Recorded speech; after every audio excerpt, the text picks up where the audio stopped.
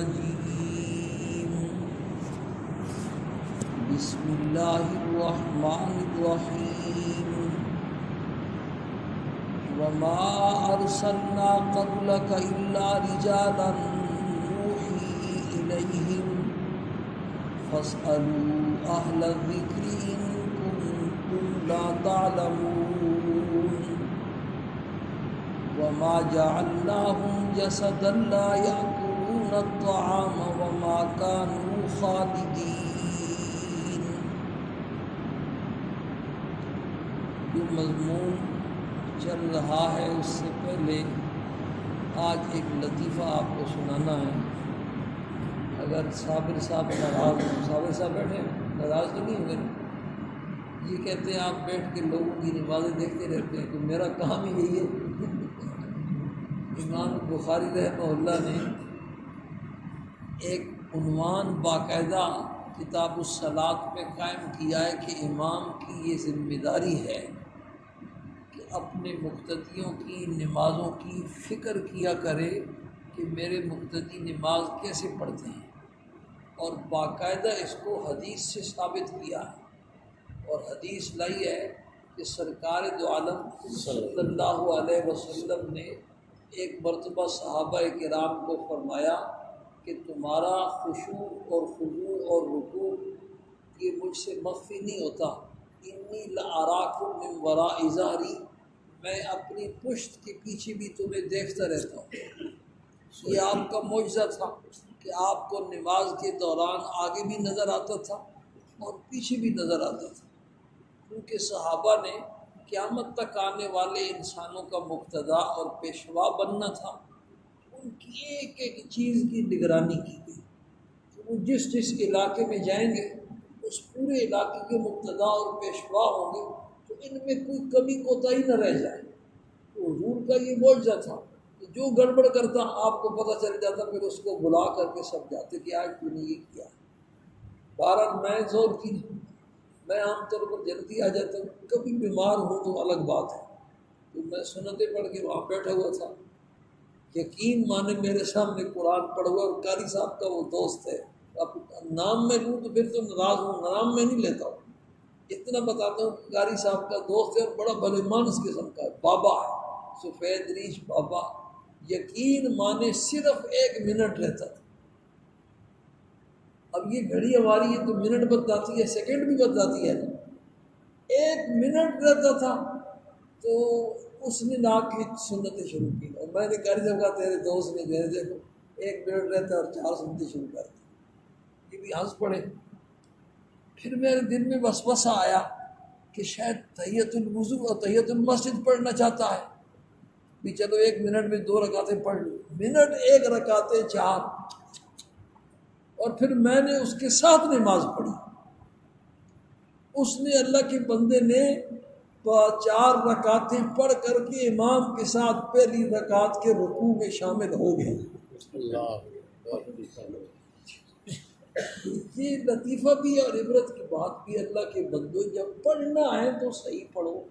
فجر کی نماز کے بعد آج کل ہمارا وہ جو درس چل رہا ہے نا حدیث شریف کا، اس میں مسجد کی آداب، مسجد کے احکام، مسجد میں آنے کی سنتوں کا بیان چل رہا ہے۔ 2 بیان ہو چکی ہیں، اور کل جو تیسری بیان ہونی ہے وہ تیسری سنت ہی یہی ہے کہ جب آذان ہو جائے، آذان کے بعد دنیاوی سارے کام بندہ چھوڑ دے، پھر ایک ہی کام کرنا ہے، نماز کی تیاری کرنی ہے۔ حدیث شریف میں آتا ہے کہ سرکار دو عالم صلی اللہ علیہ وسلم جب نماز کا وقت آتا، اذان ہو جاتی، تو آپ گھر والوں سے ایسے اجنبی بن جاتے کہ بسا اوقات پہچاننا بھی چھوڑ دیتے۔ حضرت عائشہ کہتی ہیں کئی مرتبہ ایسا ہوا کہ میں سامنے آئی تو آپ نے پوچھا کون؟ میں نے کہا عائشہ، تو آپ نے فرمایا کون عائشہ؟ میں نے کہا صدیق کی بیٹی، آپ نے فرمایا کون صدیق؟ ایسی توجہ۔ تو بھائی بھاگم بھاگ کی جو نماز ہوگی اس میں کہاں خشوع اور خضوع ہوگا؟ تو اذان تو بھائی اس لیے ہوتی ہے کہ ہم تیاری کر کے مسجد کی طرف چلیں اور جو جلدی نہیں آتا وہ بہت ساری خیروں سے صبح کل میں نے یہی بیان کرنا ہے، بہت ساری خیروں سے معروم ہو جاتا ہے، صف اول کے ثواب سے معروم ہوتا ہے، تکبیر اولیٰ کے ثواب سے معروم ہوتا ہے، قرآن کی تلاوت سے معروم ہوتا ہے، تحیۃ المسجد کے ثواب سے معروم ہوتا ہے، تحیۃ الوضو کے ثواب سے معروم ہوتا ہے۔ حدیث شریف میں آتا ہے اگر تمہیں پتہ چل جائے کہ صف اول کا اور تکبیر اولیٰ کا کیا ثواب ہے تو تم گھٹنوں کے بل گھسٹتے ہوئے مسجد میں آؤ، یعنی اتنی تکلیف ہو پھر بھی مسجد میں پہنچنے کی کوشش کرو۔ باہر آ رہی ہے تو ویسے لطیفہ تھا۔ موضوع ہمارا جو بیان ہو رہا ہے تو یہ بیان ہو رہا ہے کہ انبیاء علیہ الصلاۃ والسلام سارے کے سارے انسان تھے۔ اللہ پاک نے انسانوں کو یہ بات سمجھائی اور بڑے عجیب انداز سے سمجھائی کہ انبیاء کو اللہ نے بڑے کمالات دیے ہوتے ہیں، کہیں ان کمالات کو دیکھ کر کے کوئی کسی وسوسے میں مبتلا نہ ہو جائے، تو ان کا انسان ہونا سمجھایا کہ بھائی کمال اپنی جگہ، ان کی عظمت، ان کی شان، ان کا مقام، اس کی بلندی اپنی جگہ، اللہ پاک کا قرب اپنی جگہ، لیکن بہرحال وہ کیا تھے؟ انسان تھے، اور انسانوں والی جتنی خصوصیات ہیں وہ سارے انبیاء میں پائی جاتی تھی۔ 4 خصوصیات آپ سن چکے ہیں، 5ویں خصوصیت بیان ہو رہی ہے۔ 5ویں خصوصیت یہ ہے کہ سارے انبیاء علیہ الصلاۃ والسلام بیوی بچوں والے تھے، اہل و عیال والے تھے، سب نے شادیاں کی، سب نے نکاح کیے، سب کے بچے ہوئے۔ حضرت عیسیٰ علیہ السلام شادی سے پہلے ان کو اللہ نے آسمانوں پر اٹھا لیا۔ ان کے بارے میں احادیث میں آتا ہے کہ جب وہ قیامت کے قریب تشریف لائیں گے تو پھر ان کی باقاعدہ شادی بھی ہوگی، بچے بھی ہوں گے، اور عام انسانوں کی طرح ان کا پھر انتقال بھی ہوگا، اور سرکار دو عالم صلی اللہ علیہ وسلم کے روضے میں وہ دفن بھی ہوں گے۔ صرف حضرت یحییٰ علیہ السلام کے بارے میں اللہ پاک نے قرآن میں کہا وحصورا، ان میں عورتوں کی طرف میلان والی بات تھی، ان کے سوا باقی سارے انبیاء نے شادی۔ تو انبیاء علیہ السلام کی بیوی بچوں کے واقعات بیان ہو رہے ہیں۔ آج تذکرہ ہے سرکار دو عالم صلی اللہ علیہ وسلم کا۔ کل میں نے اشارہ کیا تھا تھوڑا سا کہ آپ صلی اللہ علیہ وسلم نے 11 شادیاں فرمائی ہیں، اور یہ آپ کی خصوصیت تھی۔ امت کے لیے 4 کی اجازت ہے۔ حضرت سلیمان علیہ السلام کی 100 بیویاں تھیں، کچھ بیویاں کچھ ماندیاں، 100 بیویاں تھیں حضرت سلیمان علیہ السلام کی، اور کوئی کسی وہم میں مبتلا نہ ہو۔ ہر نبی کو اللہ پاک نے 40 جنتی آدمیوں کی کیا دی ہوتی ہے؟ طاقت دی ہوتی ہے، اور ہر جنتی میں دنیا کے 100 انسانوں کی کیا ہوگی؟ طاقت ہوگی۔ تو ایک نبی میں 4000 انسانوں کی طاقت ہوتی ہے بیک وقت، دیکھنے کی بھی، سننے کی بھی، سوچنے کی بھی، سمجھنے کی بھی، کھانے کی بھی، پینے کی بھی، یہ ساری طاقتیں ہوتی ہیں۔ عام انسانوں سے زیادہ انہیں بھوک لگتی ہے، عام انسانوں سے زیادہ انہیں پیاس لگتی ہے، اور عام انسانوں سے زیادہ ان کی ساری طاقتیں ہوتی ہیں۔ ایک مرد کو 4 بیویوں کی اجازت ہے، گھر میں جا کے یہ مسئلہ نہ بتانا ورنہ لڑائی ہو جائے گی۔ ایک مرد کو 4 بیویوں کی شادی کی کیا ہے؟ اجازت ہے۔ تو بھئی ایک نبی میں 4000 انسانوں کی طاقت ہے تو اس کی تو کتنی بیویاں ہونی چاہیے؟ 16000 بیویاں ہونی چاہیے۔ ہمارے اندر 4 کی طاقت ہے اور ہم سے سنبھالی نہیں جا رہی۔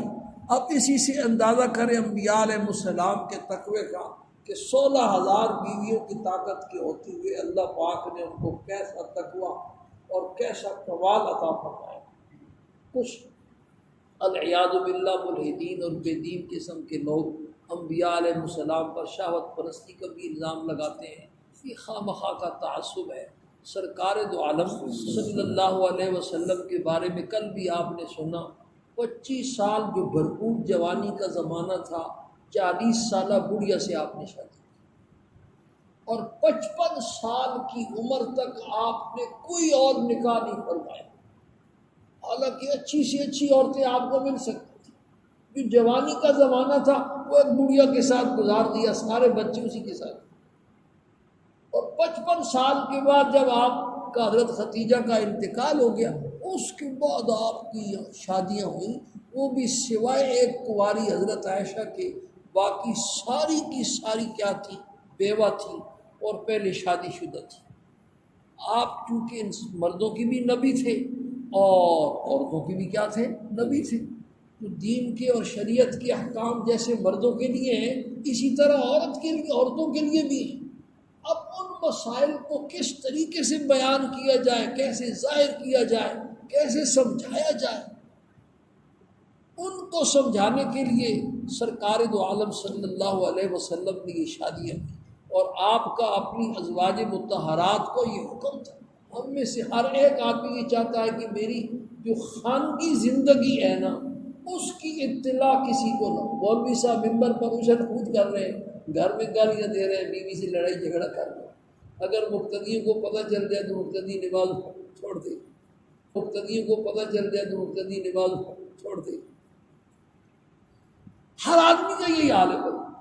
صاحب ہیں، افسر صاحب ہیں، اور ان کے ماتحت بڑے ملازم ہیں، بڑی ٹھاٹ بار سے رہتے ہیں، بڑی عزت اور احترام کے ساتھ رہتے ہیں، اور گھر میں جب آتے ہیں تو سبحان اللہ، جو وہ کچھ کرتے ہیں وہ ہمیں پتہ ہے۔ سرکار دو عالم صلی اللہ علیہ وسلم کے بارے میں آتا ہے حدیث میں کہ جب بھی آپ گھر میں تشریف لاتے مسکراتے ہوئے آتے، ایسا نہیں کہ ماتھے کے اوپر جو ہے نا باہر کچھ بھی حالات ہوں، لیکن گھر جب تشریف لائیں گے مسکراتے ہوئے تشریف لائیں۔ تو ہر آدمی یہ چاہتا ہے کہ میری خانگی جو زندگی ہے نا، اس کی اطلاع کسی کو ملے۔ اور ویسے بھی اللہ پاک نے قرآن پاک میں ارشاد فرمایا، ہن لباس لکم وانتم لباس لہن، کہ میاں بیوی ایک دوسرے کا لباس ہے۔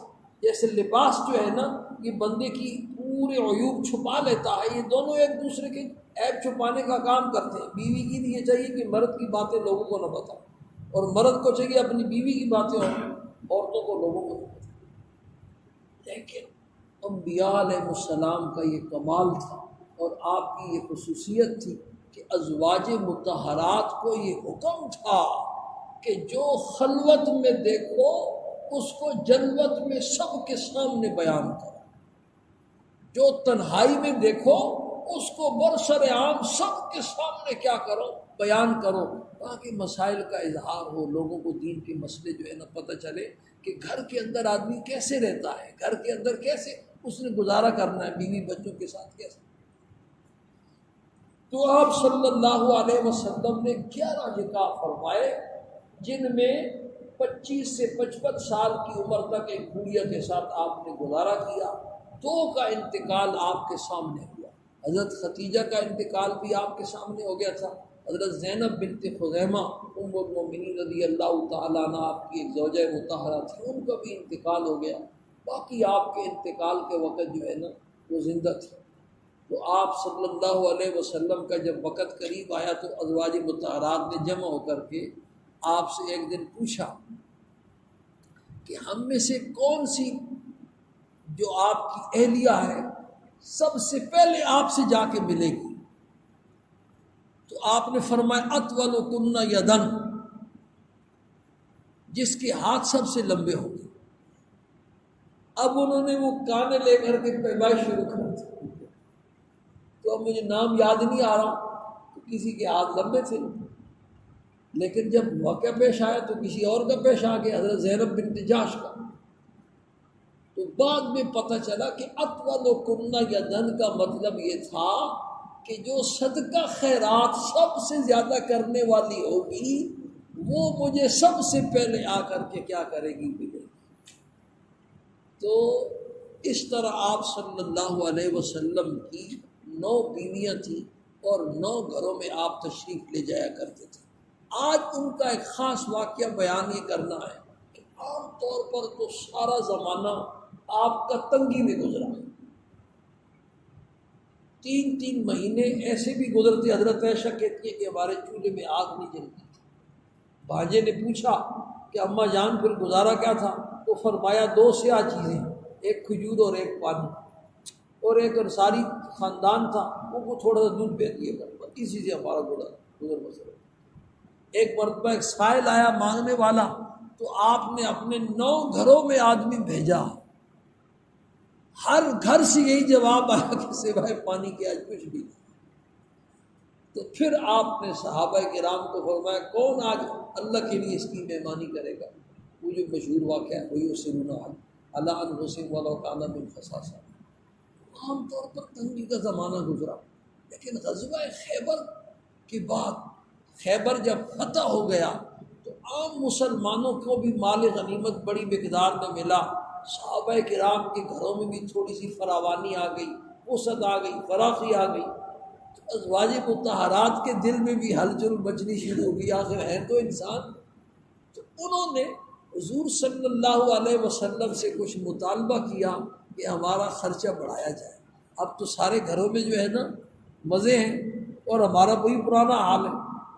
بس ان کا یہ کہنا تھا کہ آپ کو ان کی یہ بات بڑی ناگوار ہو سکتی۔